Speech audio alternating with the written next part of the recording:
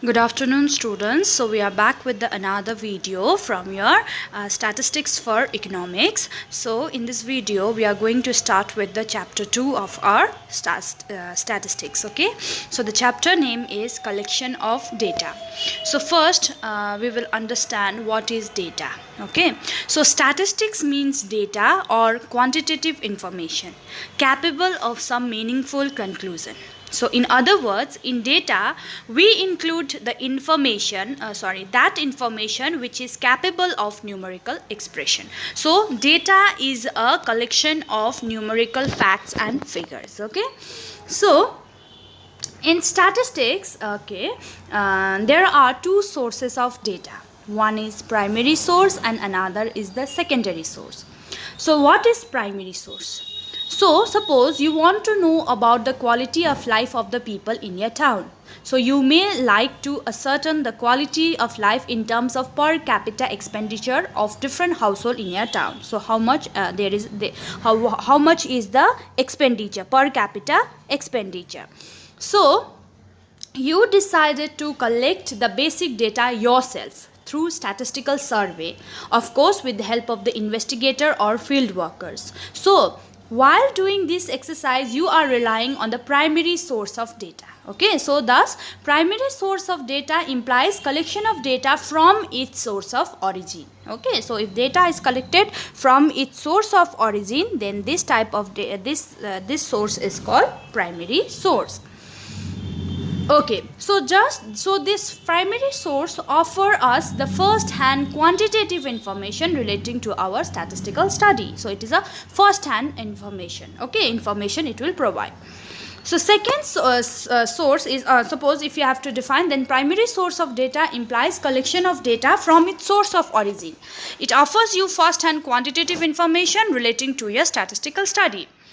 Another source of data is the secondary source. So secondary source of data implies collection of data from some agency or some institution which has already happens to have collected the data through statistical study. Okay, so those institution or those agency, they have already collected the data, and if someone, the investigator, using that type of data, then that offers like it the secondary source. Okay, so it does not offer you first hand information relating to your statistical study. So you are to rely on this information which is already existing. Okay, so this type of source is called secondary source. Okay, why secondary? Because this has already been collected by some agency or some institution. That's why they are, if the data are, this type of data are utilized, then it is called secondary source. Okay, so based on this we have two types of data. One is primary data and another is secondary data. Okay, so primary source of data offers us primary data and secondary source offer us secondary data. So first then we'll see the difference between primary data and secondary data. So primary data, so data collected by the investigator for his own purpose for the first time from beginning to end is called primary data. Okay, so data originally collected in the process of investigation are known as the primary data. So it is a first hand data. This primary data are original. So the concerned investigator or the researcher is the first person who collects this information. Therefore this primary data are also called first hand information. Okay, so next is the secondary data. So secondary data are those which are already, so this comes from the secondary data we get from the secondary source. Okay, so these secondary data are already in existence and which have been collected for some other purpose, then the answering the question in hand. So accordingly you can define data collected by other person are called secondary data. That's why the secondary data are called second hand data. Primary data are called first hand data, secondary data are called second hand data. Okay, so these are the two types of data, primary and secondary. Now so you can go through the difference between the primary and the secondary data. So the difference is difference in originality. Obviously primary data are original because these are collected by the investigator from their source of origin, as against this secondary data are already in existence and therefore they are not original. So difference in the suitability of the objective. Primary data always related to the specific objective of the investigator. So the investigator will have some objective. So with that the investigator will go and collect the primary data. Okay, so these therefore do not need any kind of adjustment, whereas secondary data have already been collected by some agency or by some institution. So therefore this data, if some investigator is using this type of data, then these kind of data needs to be adjusted. Okay, so another difference in the cost of collection. Primary data are costlier in terms of time, money and efforts involved than the secondary data. Secondary data are less costlier because in the primary data the investigator, they have to put on the time, money and efforts. That's why the primary data are costlier. So these are the three differences between the primary data and the secondary data. So of course, like although there are differences, but it may be noted that there are no fundamental difference between the primary and the secondary data.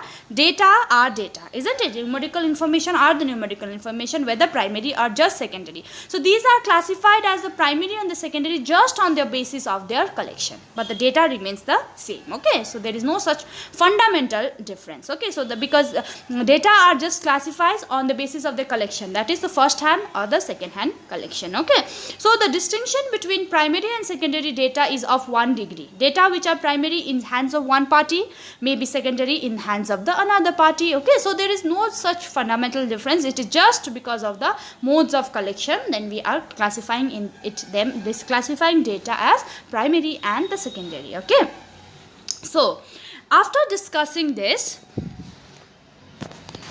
now we will understand how the basic data is collected. Okay, so modes of collection of data. So first we will see with the primary data. Okay, so how primary data are collected. So there are various techniques for the collection of the methods, you can call it, for the collection of the primary data. So the methods are, first method is direct personal investigation, second method is indirect oral investigation, third method is information from local sources or correspondence, fourth method is information through questionnaire and schedules. So this is done through mailing method and enumerators method. Okay, so now we will discuss this method one by one. So first is direct personal investigation.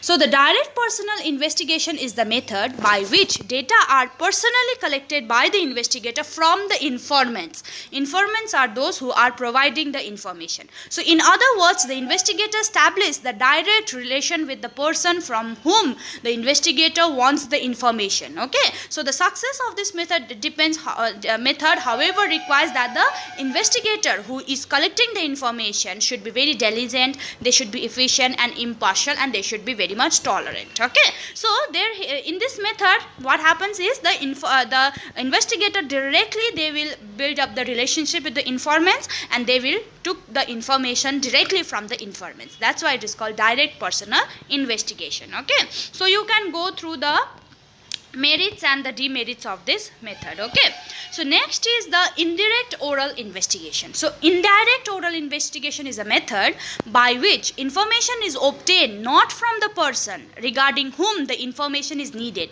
It is collected orally from other person who are expected to possess the necessary information. Suppose the investigator wants to know something about one person, so investigator directly will not talk with that person, but instead talk with the family or the friends or the neighbors of that person. Then that type of methods of collecting data is called indirect oral investigation. So they will not directly talk with the person from whom they want the information. Rather, they will talk with the person their close their family, friends, relatives, etc. Okay, so this type of, but the one who are providing the information should have the necessary information. They should have the necessary information about the person. Okay, so these other person, they are called witnesses. Okay, so this method is called indirect oral investigation. So you can go through the merits and the demerits of this method.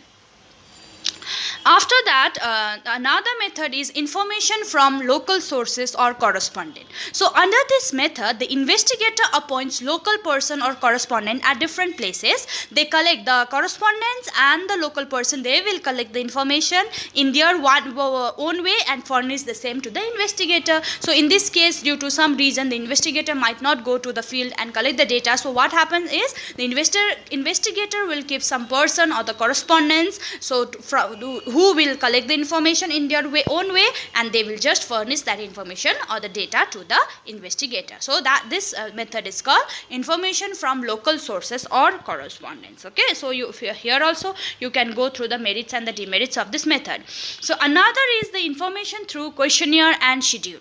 Okay, so under this method, the investigator prepares a questionnaire. Questionnaire is a series or set of questions. Okay, so it can be close-ended question or it can be open-ended question. Okay, so questionnaires can be open-ended, close-ended. So if it is close-ended, just the person who is providing the information they will mark it as yes or no. Okay, so it will be close-ended, and if it is open-ended, so they can just express their answers. Okay, so the investigator, under this method, the investigator prepares a questionnaire keeping in view the objective of the inquiry. So that there are two ways of collecting information on the basis of questionnaire. One is the mailing method and another is the enumerator method. Okay, so first we will discuss what is mailing method. So under this mailing method, the questionnaire are mailed to the informants. Okay, those who will be providing the information, the questionnaire will be mailed to them. So a letter is attached with the questionnaire giving the purpose of inquiry and all the detailed information. So their answers or their response will be kept secret. The information notes down, the informant notes down the answer against the question and return the completed questionnaire to the investigator. So this type of method is called mailing method. Okay, another is the enumerator method. So under this method, a questionnaire is prepared according to the purpose of inquiry. The enumerator himself, the person who is collecting the information, the enumerator himself approaches the informant and with the questionnaire. So the questionnaire which are filled by the enumerator themselves by putting question are called schedule. So there is a difference between questionnaire and schedule. Okay, children. So in the enumerator method, what happen is, instead of mailing, the enumerator personally go to the informants with the questions. Okay, with the questions, and it will be filled by the enumerator themselves. Okay,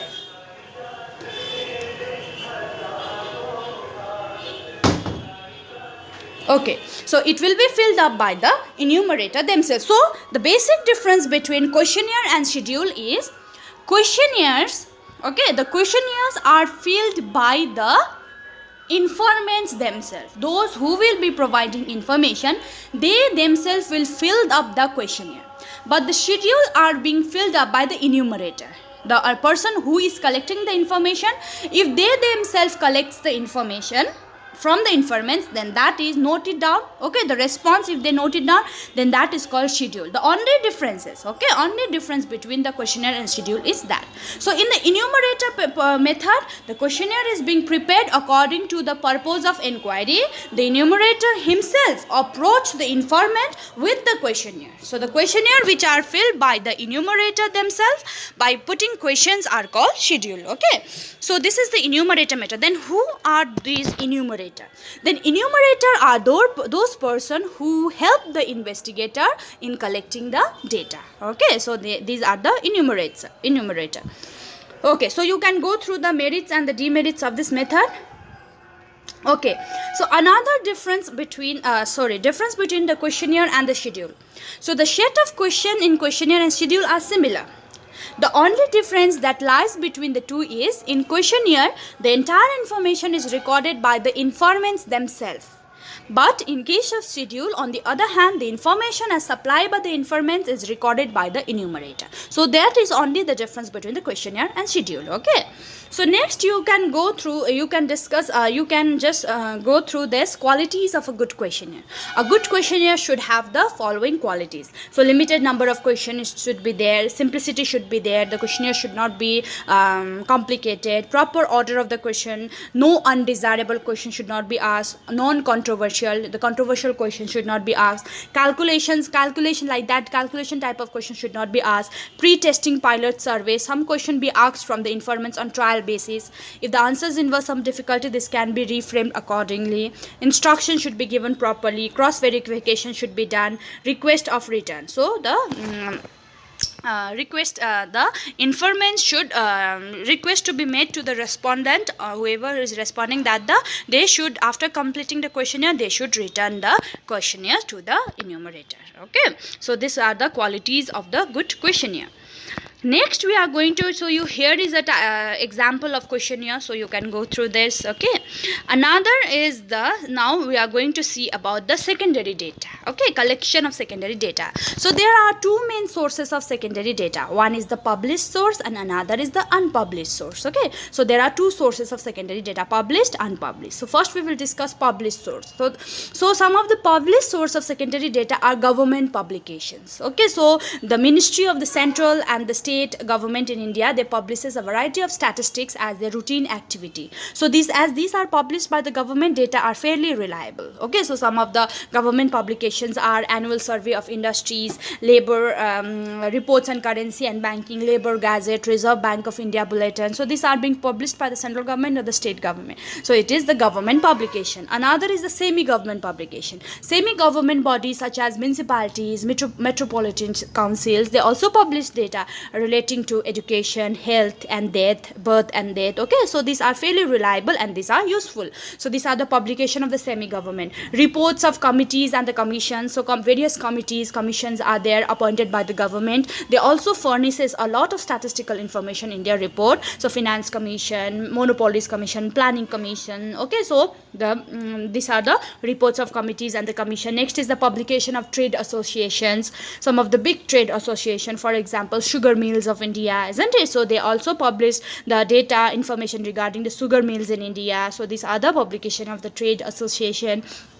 Another is the publication of research institute. Various research institute, they also publish the data. Journals and the papers, publication of research scholars and international publication like UNO, IMF, World Bank, International Labour Organization, foreign government. Okay, so there are also the data that are being published by some of the international agencies. Okay, so these are the published sources. So second source of secondary data is the unpublished. Okay, so there are some unpublished secondary data as well. These data are collected by the government organization and other, generally for their self-use or office record, but these data are not published. Okay, so these unpublished numerical information may however be used. The investigator, if they want to use the unpublished data, they can use the unpublished data. Okay, so but one thing is the precaution. So whoever is using the secondary data, few precautions they have to keep it in mind. Okay, so the ability of the collecting organization, like precautions, like various precautions, like who is collecting the which organization is collecting the data, objective and scope, without what objective and scope the data are being collected, modes, method of collections, time and condition of collection, definitions of the unit, accuracy. Okay, so if any investigator, if they are using the second hand data, then they should the various precautions they should keep it in their mind. Okay, while using the secondary data. So next is the two important sources of secondary data are Census of India and the reports and the publication of National Sample Survey Office, NSSO. So Census of India is a decennial publication of the government of India. It is published by the Registrar General and the Census Commissioner of India. So census, basically it collects the data relating to population size and the various aspects of the demographic changes in India. Okay, so census, after 10 years the census is being collected. Next is the reports and the publication of NSSO. So reports and publication of NSSO is another important source of secondary data in India. For example, your data on the poverty, these are all being collected by the National Sample Survey or Office. Okay, so these are these two, census and the Census of India and the reports and the publication of National Sample Survey Office. These are the two important sources of your secondary data. Okay, so about this, the census and the National Sample Survey Office, about these two we are going to discuss about in detail in your next chapter, chapter 3. For now, you should remember that the two important sources of secondary data are Census of India and the reports and the publication of National Sample Survey Office. Okay, so this is all about your chapter 2, collection of data. So here you should know about the source of data, primary source, secondary source, after that primary data, secondary data, and the methods of the collecting of primary data as well as the secondary data. And the two important sources of secondary data are Census of India and the reports and the publication of National Sample Survey Office. Okay children, so this is all about your chapter 2. Thank you.